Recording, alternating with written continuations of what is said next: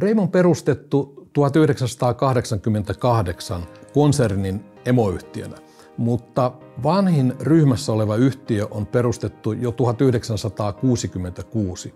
Olemme isännöintialan yritys, ryhmä, joka toimii 15 paikkakunnalla päätoimialana ja fokuksena isännöinti.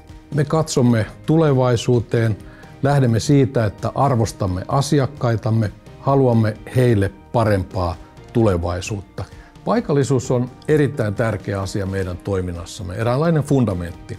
Se merkitsee sitä, että meillä on kasvot paikallisesti, yhtiömme ovat paikallisia. Sitten se valtakunnallisuus, kun yhdistetään tämä meidän paikallisuus 15 toimintapaikkakunnalla, me saamme aivan toisenlaiset resurssit aikaiseksi ja sitä kautta saamme asiakkaillemme paremman lopputuloksen. No Reimin arvot on hyvinvointia. Ne on ajatusta siitä, että hyvä kiertää. Jos me huolehditaan ensisijaisesti meidän omista työntekijöistä, niin he tuottaa varmasti parempaa palvelua siinä tapauksessa meidän asiakkaalle, jolloin myös asiakkaiden hyvinvointi lisääntyy. Pitämällä omistamme huolta me pidämme asiakkaista huolta. Reim on hyvä työpaikka. Meillä Reimillä tehdään töitä, mutta sitä tehdään hyvällä asenteella, hyvässä työilmapiirissä, hyvillä työvälineillä ja yhteen hiileen puhaltaen. Meillä ei ole minun töitä, meillä on meidän töitä.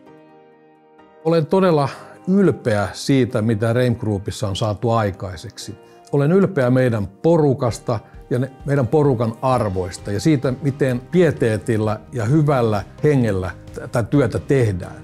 Erityisen mieluusti näemme nuorta sukupolvea mukaan tulevaksi ja kasvamaan meidän kanssamme ja käytännössä vaikuttamaan siihen, miten Reim kehittyy. Jokainen sukupolvi tuo uudenlaista tekniikkaa, osaamista, uudenlaisia kykyjä, ajattelukulmia, myös niitä arvostuksia.